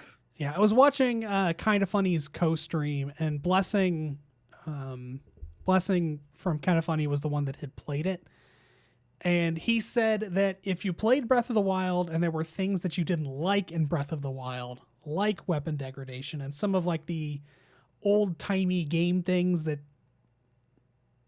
you know, take them or leave them, like if like the weapon degradation is the big one, but then also like, can't you become over encumbered in Breath of the Wild too? Like if you're carrying too many things, you become slow. I don't think so. You have a stamina wheel. Or maybe it was the stamina. Anyway, a lot of that stuff is not in this. Okay. And the other side of it is that it's not as loosely structured as Breath of the Wild, because they have taken the Ubisoft formula and applied it to the game. So, you know, there's gonna be clock towers to jump off of, metaphorically, and question marks pumping up over the map, that kind of thing. Makes sense. But it looks interesting. I mean, I obviously really like Greek mythology. I thought it was kind of weird that they did a Greek mythology game right after they did Assassin's Creed Odyssey. Which that's a interesting choice. Yeah, it was. I mean, that game is in Greece, and there was actually a lot of like mythical things that were happening. You could actually fight monsters in it. But it's different because it's more of a Zelda formula, so it's not as Assassin's Creedy. I don't know if I'm going to play it. It's coming out this year. December 3rd is the launch date. They have a lot of stuff coming out this year too. There's a lot of other stuff coming out this year too. Like with Ubisoft, we got Watch Dogs first in October, then we got Assassin's Creed in November, and then Immortals in December. That's a lot for a holiday season. That's a lot of games. So yeah, I might get it. We'll see. I'd wait for reviews, maybe. I will wait for reviews, and I will also wait for probably, I assume, a price drop not too long after the release. Unless there's multiplayer, which it doesn't look like there is. I don't think so. But I can wait for this game to drop to like 40, which I think it'll do. The first, what should have been major surprise, was a Prince of Persia remake. It is Prince of Persia Sands of Time remake, coming out January 21st, 2021. This, so first of all, let me preface this by saying I am not a Prince of Persia guy. Same. I should have been. I had a PlayStation 2, and yeah, I have an excuse. You don't. I don't know. Like all of these like big games, for some reason, even though I had a PS2 was by far my least used system that generation. I started off with GameCube and played a lot of GameCube, and then I kind of moved to the Xbox. And the PS2 I used very infrequently. And I just missed all of these, like, when you think of the PS2, the big PS2 games, I missed God of War, I missed Prince of Persia, I missed Ratchet and Clank and Jak and Daxter. So all the mascots. Basically. From the PS2 era. But watching this remake, they're calling it a remake. I have no bearing on what the original Prince of Persia looked like. but I can tell you that this game does not look good. Ooh, not what you want to hear.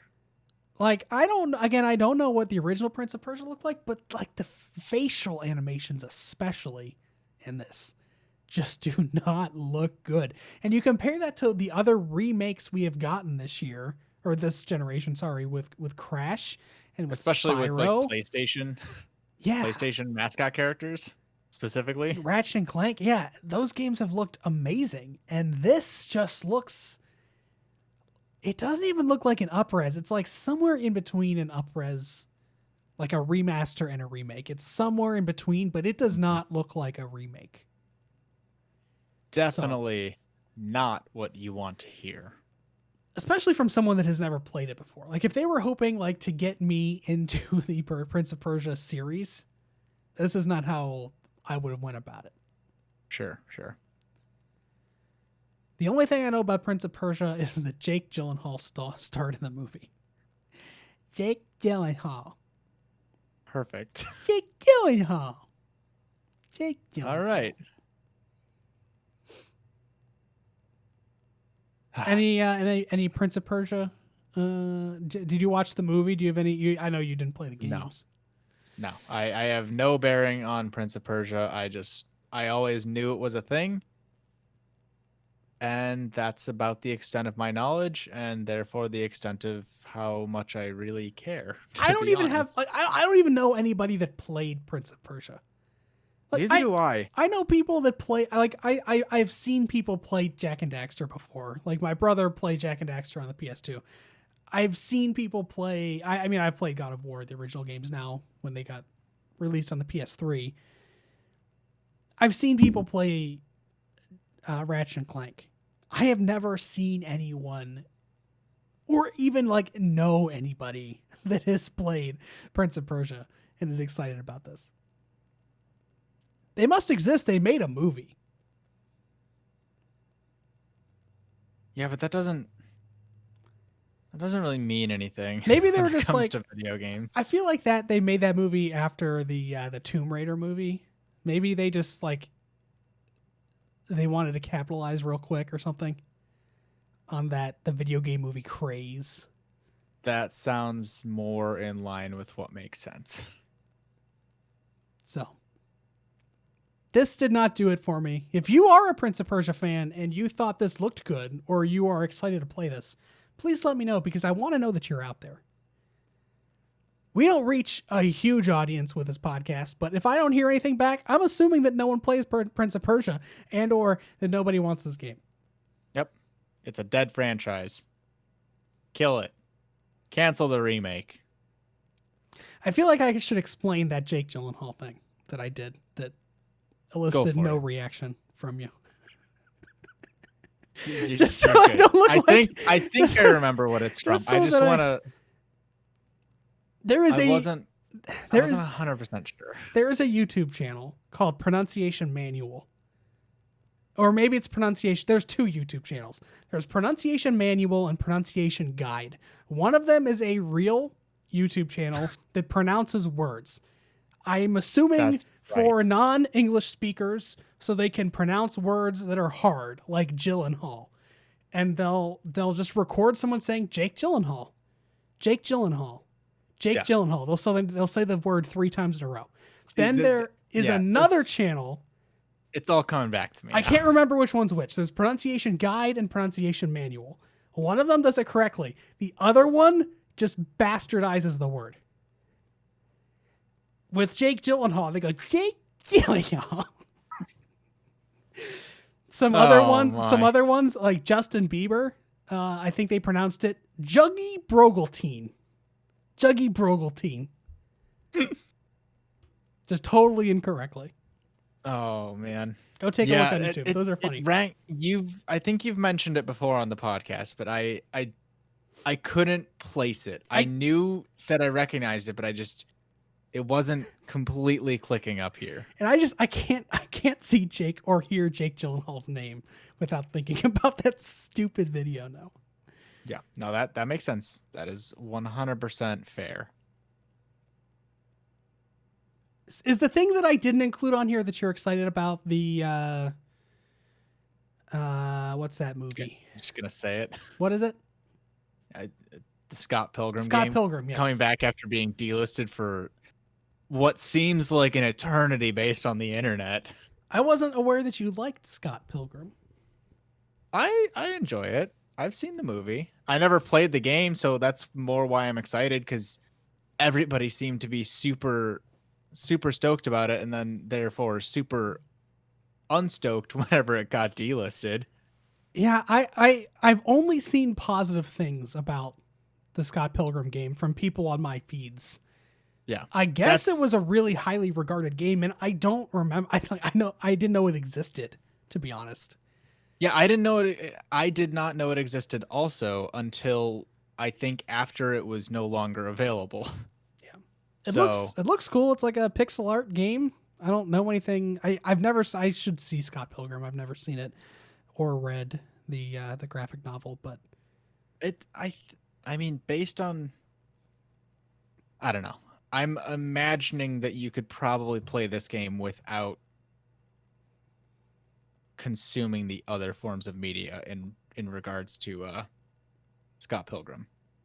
Maybe I'm wrong, but I mean, you would probably like the movie.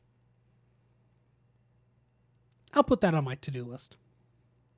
But When's that coming out? The game? When's that when's that no longer delisted? I guess. When's it relisted? Scott Pilgrim is coming back, says The Verge. Okay, so it launched on the PS3 and Xbox 360 in 2013, and it was delisted about a year later. So it was not out very long. Talk about limited release. Okay, this is an older article because the date is not. And no, this is today. It just says holiday 2020. Okay. Looks I just want to know. I just want to know what the hype is about, because like, it looked like every single person, like higher ups at the original studio that made it, like people with the movie cast, like it looked like everybody wanted this game to come out, and the fans kept on saying, "Please give this back." And like all the higher ups were like, "Hey, just keep asking. We don't want to be dicks, but like you got to keep asking." And eventually our like finance team or whatever will finally be like, "All right, fine. Here. Have it." Yeah. But you need to keep asking. So it was just, it's almost like an underdog story, just getting this game back in general. Because if it wasn't for the fans, this would never have happened, from at least what I've seen and read about this whole thing. That's interesting. Yeah. All right. Last part of, I guess the last announcement that came out of the Forward that was new and we had not heard before is a new game called Riders Republic, which is an open world extreme sports game from Ubisoft Annecy. I don't know where that is. Where's Annecy? Annecy. Ubisoft Annecy. Anyway, extreme sports. You like paragliding? You like dirt bikes? You like ATVs? This is your game. Downhill. It is in France. France. Yes, an alpine town. Surprise, surprise, if they're making a game about all of those things you just said. This does nothing for me, as I don't like sports games. So this like does nothing for me. I just thought it's like a really weird concept, because it's essentially every other Ubisoft game packaged down into one thing. Like they've taken elements from Trials, like the Trials games, the motorbike. Yeah. They've taken elements from Trials. They've taken clearly stuff from that Steep game that came out a few years ago about just going down the mountain, the skiing game. Mm-hmm.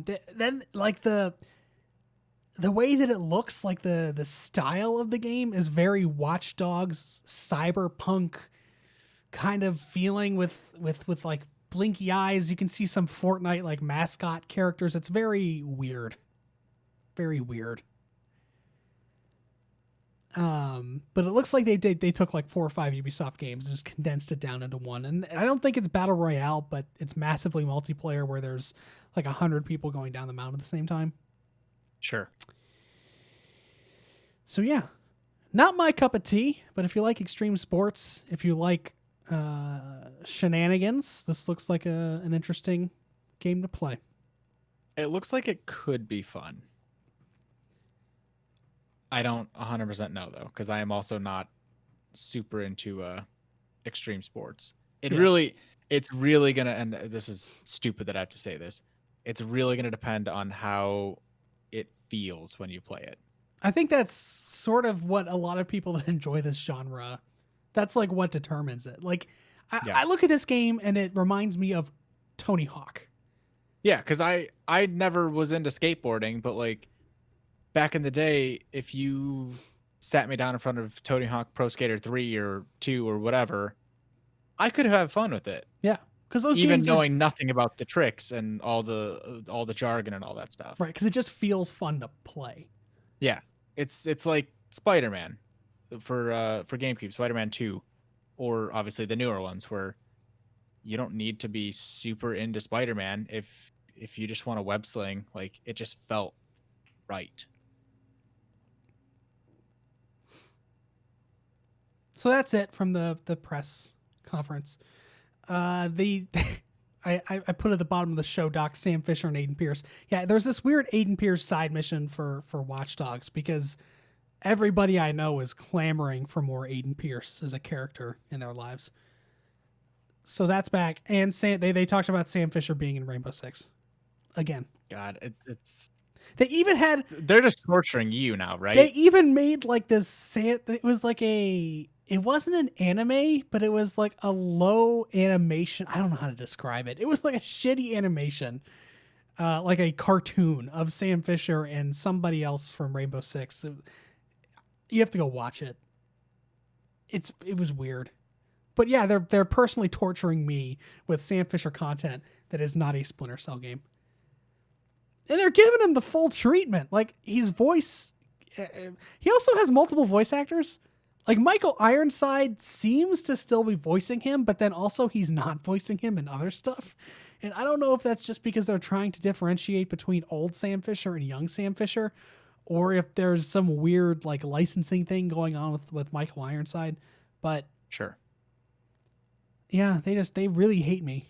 They just hate me. I know. Ubisoft You just, specifically. They listen to our podcast every week, and Yeah.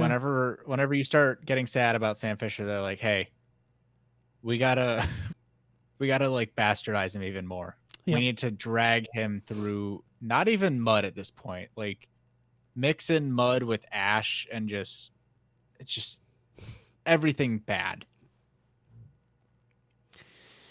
sad times. Times for Josh. I'm trying to vamp for a second because there was something else I wanted to talk about. I With just imagine the presentation as a whole. But I'm You know what I imagine? I imagine that whenever something like this, whenever Sam Fisher is just harassed and belittled like this, I imagine that you, after the show or after this news comes out, you go and you become that Wolverine meme where it's just you in the bed and you look stroking the at picture frame. someday he'll return. That's all I had. That's your vamp time.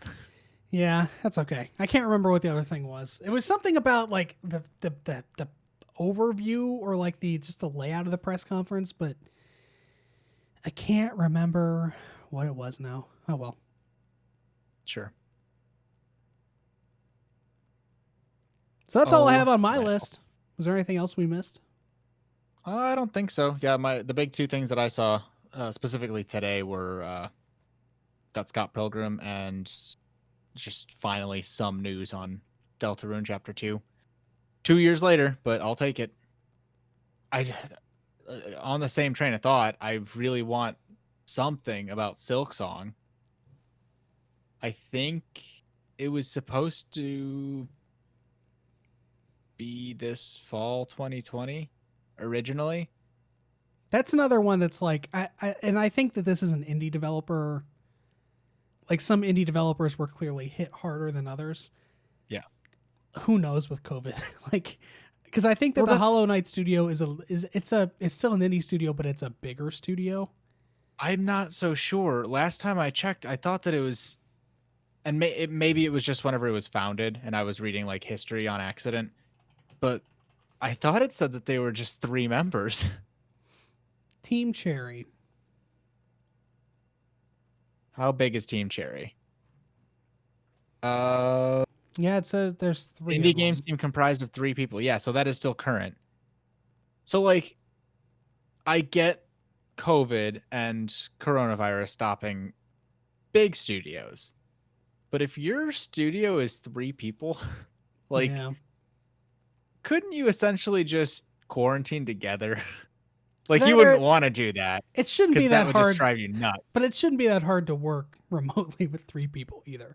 It's No. one thing when you're making Grand Theft Auto 6 and there are 2,000 people working on the game. Yeah. It's another thing when there's 3 of you and one of you is mainly like One of you's probably focused doing on art. music and stuff. Yeah, one of you's probably doing art. One of you's doing art and music mostly, and then 2 of you are doing like the actual coding and building of the game, I guess. Just buy a couple external hard drives and mail them to each other. Yeah. Yeah, it's gonna slow it down a bit, but like, I don't know. Who Get knows how much work goes behind the scenes on that kind of thing. Get a Dropbox. Like you have to think the main file of Hollow Knight is no larger than like 20 gigs max. It's an indie Yeah. game. Indie games they're usually less than 10 gigs. You can put that on a box. You can put that in Creative Cloud or wherever the fuck you want to put it. And maybe I'm thinking of the wrong place.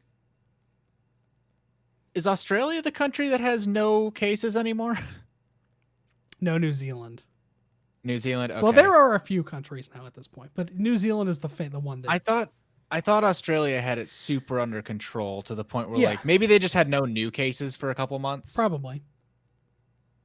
Yeah, no, we're the only ones that are totally fucked.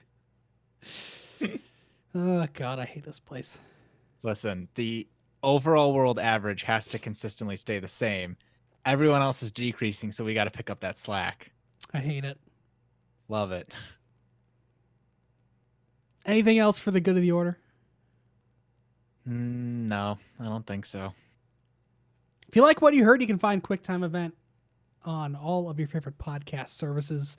Wherever you get your podcasts, you can also find us on twitch.tv/CDR Magnus, Thursdays at 8:30 p.m. Eastern Time.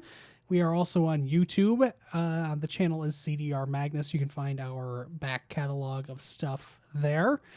We still got to figure out a way to do Yeah, I was just thinking that. some of the extra life. I think the easiest way to do our Extra Life stuff from last year is to just do a stream of it.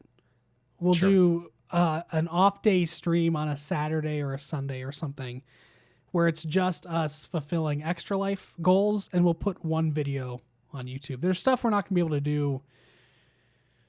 Yeah, anything that required us to go out in public. I think it wasn't last year, but 2 years ago, we Yeah. had said that we would go apple picking. I guess we could make a spoof of it and pretend that we have we just go buy a couple bags of apples, do an apple scavenger hunt around our homes. Yeah, but I don't know where you're going to find a little crab apple or a small apple to be able to do that. Maybe I can. No, I'm not that talented. I was gonna say I'd like make a little cake pop or something, and just cover it with like fondant and make it look like an apple. But all these words I've said are things I've seen. I've seen them done on Great British Bake Off or the Great British Baking Show, but like I can't do that. We'll have to figure it out soon. Yeah. Because Extra Life 2020 is coming up in November sometime. So start planning that. Does your dog ever stare at you and just huff whenever you're ignoring him? Me, no. Janet, yes. Okay, that's what Lady's doing right now. She's Well, very we upset. gotta get John back to his dog. You can find me on Twitter at CDR Magnus. John is on Twitter at John Kameko. Still debating changing that to an Artful Gamer so you stop getting confused. I will be back with more Spiritfarer on Sunday night. I'm going to be playing Spiritfarer here on stream. Fall Guys is dead. Fall Long Guys. live Fall Guys. Yes. Finally, no more Fall Guys. I don't even have to turn it on anymore. That's the best part, is that I haven't logged into Fallout Guys for 2 days now. It's been Oh, I love it. You just made a new game, Fallout Guys. Fallout Guys. Oh yeah, sorry. Give me the Fallout Guys Fall Guys skins. Give me their outfits. That has to be coming though, right? You would think that they would Bethesda's all over Vault Boy Fall Guys stuff. Probably. Vault Boy is such a great one to put in there. We'll see. We'll see what's coming. I'd buy that. Did you see real quick that Beanbot tweeted binary at I forget what it was, but it asked if it was its father. Oh, and it replied in binary that it was like son. Oh, that's all it said. Oh no. Oh no. Well, I think we need to leave. I think we need to end the podcast before Beanbot becomes any more sentient and takes over our lives. So thank you again for watching. We'll see y'all next week. Check out the rebranded stuff. Yeah, you did cool rebranding. Did some rebranding. If you're watching the video podcast now, obviously you can see that our it looks a little more cohesive. There are less colors involved. There is a more defined font that I'm using for the logos. I hired somebody. By hired, I mean I commissioned somebody to make our logo look less amateur. Very subtly updated the color scheme and just they like made it kind of 3D. They made the buttons pop out a little bit. Yeah. So it looks more cohesive and not like I just pieced it together in Photoshop, which is absolutely what I did before. Although to be fair, I think they probably pieced it together in Photoshop too. They just did it much better than I ever could have. So new logo, new fonts, new stream assets, new loyalty badges are live today. No longer are you getting the Rebel Alliance, which never made sense as a logo. Now you should have a heart next to you if you're subscribing, which doesn't. Is there a limit to like the number of badges you can have show up at once? I don't think so. Where the hell is my heart? Are you subscribed? I should be. It says continue sub, 6 days remaining. Maybe it does that. I'll have to look into this. Yeah, I don't know. Does mine? Test. Mine shows it. I guess I don't have the first. Anyway, there are new loyalty icons. New emotes are coming soon. Oh, you know what? I think first takes the place of it. Because if you hover over it, it says like it shows what each one is. Does it do that for you? Yeah, and it does show 15 months. It says 15 months. Yeah, so that's where it is. Okay. I guess that makes sense. Maybe you lose the first if you stop subscribing and somebody else gets it, like the next in line. Mm-hmm. These are all things we could discuss off stream. I'm sorry. Yeah, so loyalty badges are up. Everything else has been changed. The only thing that I'm still waiting on at this point are the emotes, which should come back in the next week or so. 4 new emotes. But other than that, rebrand, refresh. All right. Or brand refresh. Let me know if you want me to join in on any streams. Should play Overwatch soon. Yeah, we should do that. Try to get back in there and figure out how things are going, because I have not played Overwatch. This is so weird. I've not played Overwatch now for over a week, which is a long time. That's almost like a norm for me. But for you, how do you just not? Every time you go into Overwatch, it's a different game, though. Yeah, it's like that's my life. Oh boy. Okay, for real though, this is the end of the podcast. Thank you for tuning in. We'll see y'all next time. Goodbye.